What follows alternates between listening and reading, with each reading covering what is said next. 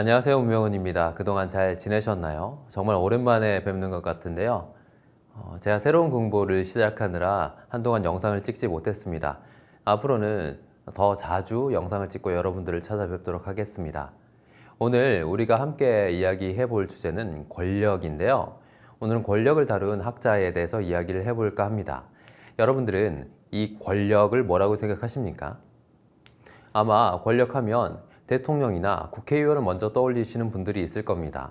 대통령실에서 혹은 국회의사당에서 어떤 정책을 결정하고 시행하도록 하는 힘을 갖고 있는 사람을 우리는 권력자라고 부르죠. 그런데 오늘 제가 여러분들과 함께 이야기해 볼 프랑스의 철학자 미셸 푸코는 방금 제가 이야기했던 권력 개념과 조금 다른 이야기를 하고 있습니다.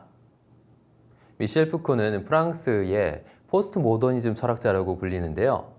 이 철학자는 이 권력의 문제를 심도 있게 다룬 것으로 유명하죠. 오늘 미셸 푸코가 어떤 이야기를 하는지 여러분들과 함께 나눠볼까 합니다. 푸코는 반보편주의, 반이성주의 철학자라고 알려져 있습니다. 제가 전에 다뤘던 임마누엘 칸트와는 전혀 다른 성격의 철학자죠.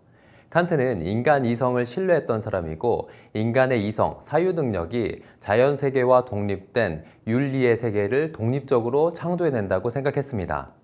그렇기 때문에 인간이 존엄한 존재이고 대단한 존재라고 생각했죠. 칸트뿐만 아닙니다. 칸트 이전에도 데카르트 같은 철학자는 인간의 생각이 곧 존재의 본질이라고 생각했습니다. 인간이 생각하기 때문에 존재한다라고 주장했던 사람이죠. 데카르트 이래로 근대인들은 인간의 사유, 곧 이성적인 능력이 사회를 발전시키고 진보시킨다는 믿음을 갖게 되었습니다. 그게 바로 계몽주의 사상인데요. 아직도 우리는 계몽주의 사상 속에서 살아가고 있습니다. 인간의 이성과 사유 능력이 사회 발전을 가져온다고 생각하니까요. 그런데 인간의 이성적인 능력, 그리고 사유 능력을 활용하는 데에도 한계가 있고 폐해가 있습니다. 바로 인간 소외 문제인데요. 이 화면은 찰리 채플린의 영화 모던 타임스의 한 장면입니다. 찰리 채플린은 이 영화에서 인간이 기계 속 하나의 부품으로 전락하는 모습을 보여주고 있죠.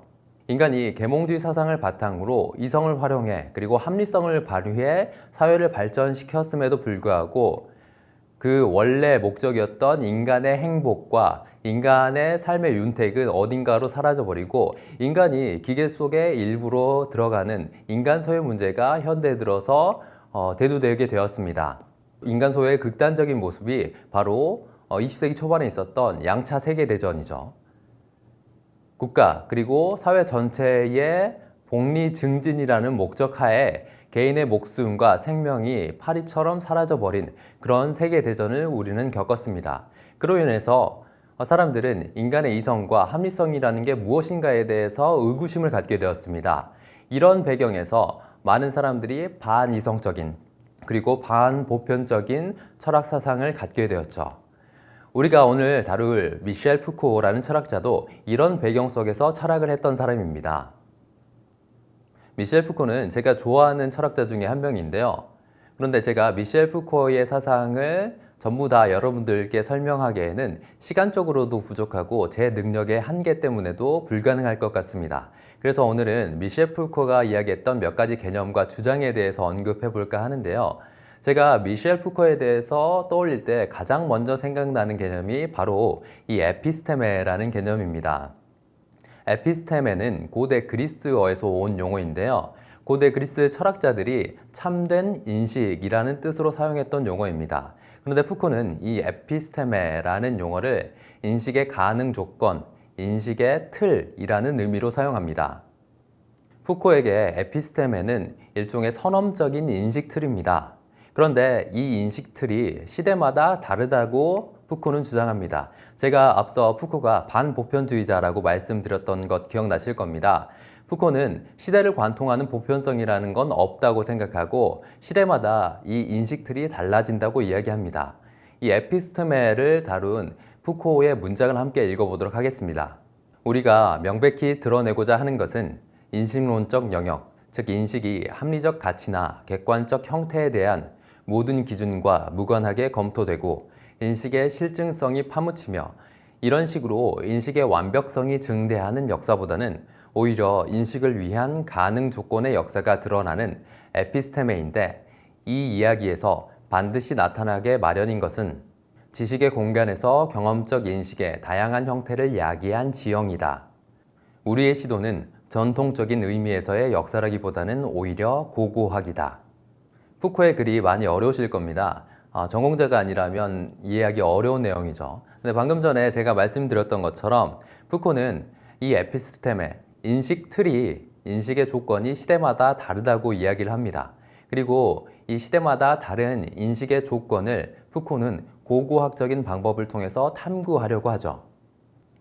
푸코의 대표적인 저서인 광기의 역사, 성의 역사 같은 경우에는 시대마다 다른 인식 틀의 변화를 탐구하는 푸코의 노력이 담겨져 있습니다.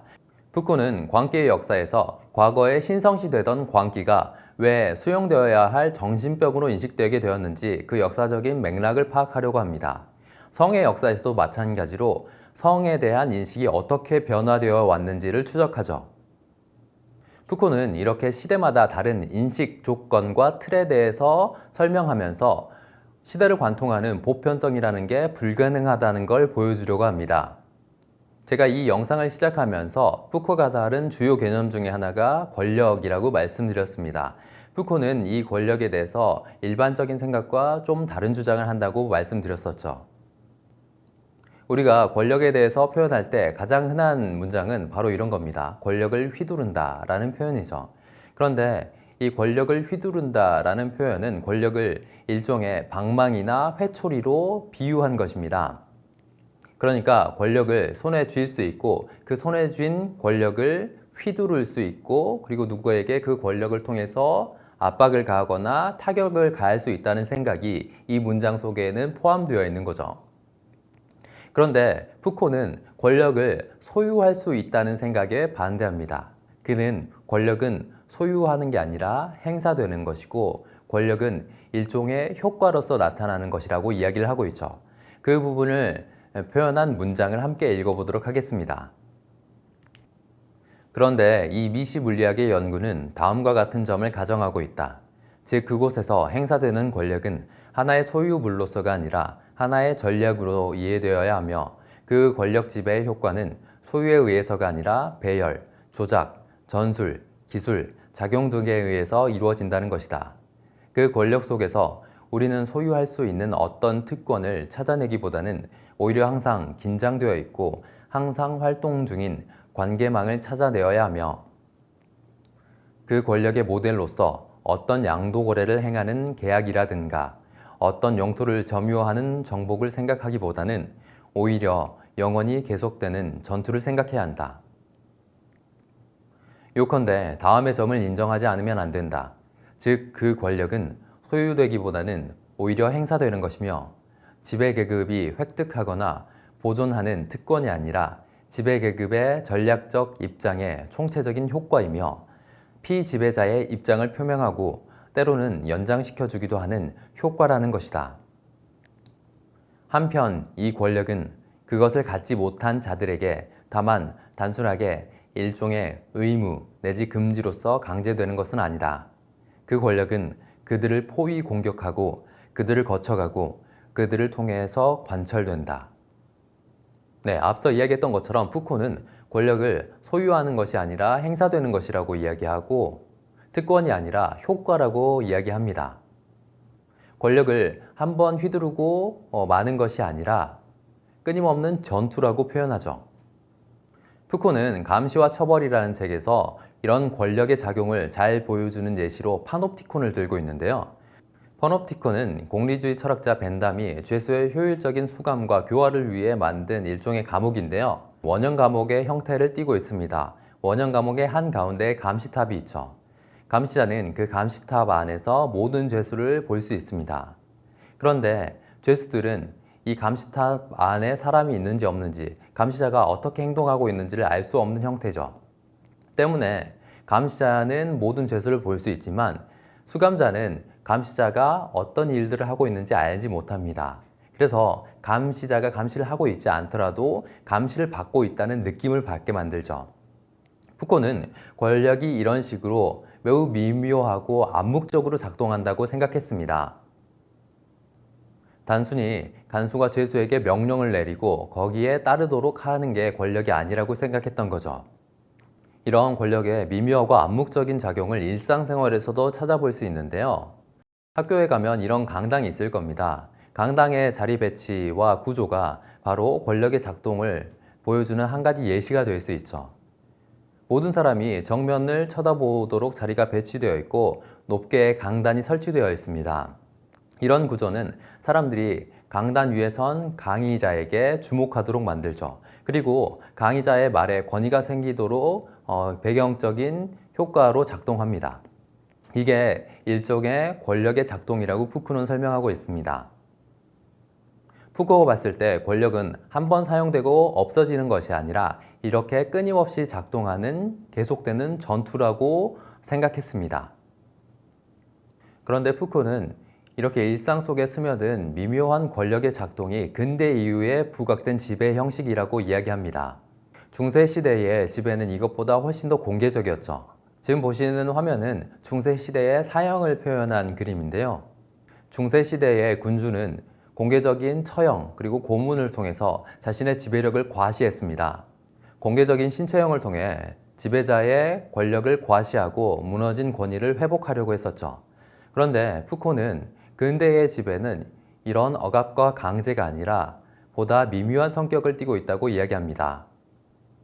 푸코는 근대의 주요한 지배 형태가 규율을 통한 지배라고 이야기를 하는데요. 이 규율을 통한 지배가 가장 잘 보여지는 것이 바로 학교입니다. 푸코는 규율을 통한 지배가 서열화와 비교, 구분을 통해서 끊임없이 규범을 만들어내고 그 규범에 따르도록 요구하는 게 규율을 통한 지배라고 이야기를 합니다. 이런 형태가 학교 교육에서 잘 나타나고 있죠. 교육과정을 정해놓고 그 교육과정에 따라서 수업을 듣게 합니다. 수업을 들은 후에 시험을 치게 만들죠. 그래서 시험을 통해서 등수를 매깁니다. 등수를 매기고 경쟁을 하게 만들죠. 그렇게 되면 학생들은 끊임없이 학교가 정한 교육과정과 시험을 치르는 과정에서 학교가 원하는 교육적인 수준에 도달하게 됩니다. 사회가 요구하는 교육적인 목표를 달성하게 되고 그게 그 과정에서 사람들이 학교가 그리고 사회가 요구하는 논리에 따르도록 만들게 하는 것이 바로 규율을 통한 지배라고 푸코는 이야기하고 있죠. 우리는 이런 과정을 통해서 사회화됩니다. 이 사회화 과정 자체가 푸코는 규율을 통한 지배라고 이야기를 하는 거죠. 지금까지 봤던 것처럼 푸코는 우리가 생각하는 권력과는 조금 다른 개념의 권력을 이야기하고 있습니다. 여기서 한 걸음 더 들어가 볼까요? 제가 푸코의 이론을 살펴보면서 흥미로웠던 점 중에 하나는 푸코가 설명한 지식과 권력의 관계입니다. 보통은 지식과 권력은 떨어져 있어야 된다고 생각합니다. 지식과 권력이 떨어져 있을 때라야 지식이 객관적일 수 있다고 사람들은 생각하죠. 그런데 푸코는 지식과 권력을 따로 떼어놓고 설명할 수 없다고 이야기합니다. 권력이 지식을 만들기도 하고 지식이 권력을 정당화해 주기도 한다고 이야기하죠. 그것과 관련된 문장을 한번 읽어보도록 하겠습니다. 마찬가지로 권력의 관계들이 정지되어 있는 경우에만 지식이 존재할 수 있다든가, 지식은 권력의 금지 명령이나 요청, 이해관계를 떠나서만 발전할 수 있다고 생각하게 만드는 모든 전통을 버려야 할지 모른다. 어쩌면 권력이 광인을 만든다거나 거꾸로 권력을 버리는 것이 지식인이 될 수 있는 여러 조건의 하나라는 그러한 생각을 버려야 할지 모른다. 오히려 우리가 인정해야 할 것은 권력은 어떠한 지식을 창출한다는 점이며 권력과 지식은 상호 직접 관여한다는 점이고 또한 어떤 지식의 영역과의 상관관계가 조정되지 않으면 권력적 관계는 존재하지 않으며 동시에 권력적 관계를 상정하거나 구성하지 않는 지식은 존재하지 않는다는 점이다. 광기의 역사에서 푸코는 정신의학의 발전이 근대 이후 정신병 환자를 강제로 수감하는 권력을 정당화해주는 역할을 했었고 또 성의 역사에서 푸코는 성의 억압에 대한 역사적인 지식이 대항 권력으로서의 상징을 갖게 된다는 것을 이야기합니다. 지식이 권력을 정당화해주는 역할을 하고 또 지식 자체가 일종의 권력으로서 작동하는 것을 보여주는 셈이죠. 지식과 권력의 관계를 잘 보여주는 한국 사회에서 예시를 찾아보면 아마 국정교과서를 들 수 있을 것 같습니다. 역사에 대한 지식이 권력을 정당화하고 권력이 다시 역사적인 지식을 강화하는 역할을 하는 것이 국정교과서니까요. 이렇게 푸코가 설명하는 권력 개념과 권력을 둘러싼 여러 가지 이야기를 했었는데요. 아마 좀 어렵게 느껴질 수 있을 것 같습니다. 그런데 푸코는 일상생활에 스며든 권력에 대한 이야기를 한다는 점에서 매우 중요한 이론가라고 할 수 있을 것 같습니다. 우리가 놓치고 살아가는 권력의 작용 방식에 대해서 설명해 주고 있으니까요. 오늘은 이 정도로 영상을 마무리할까 하는데요. 다음에 더 좋은 컨텐츠를 가지고 영상을 찍어 보도록 하겠습니다. 다음 시간에 뵙겠습니다.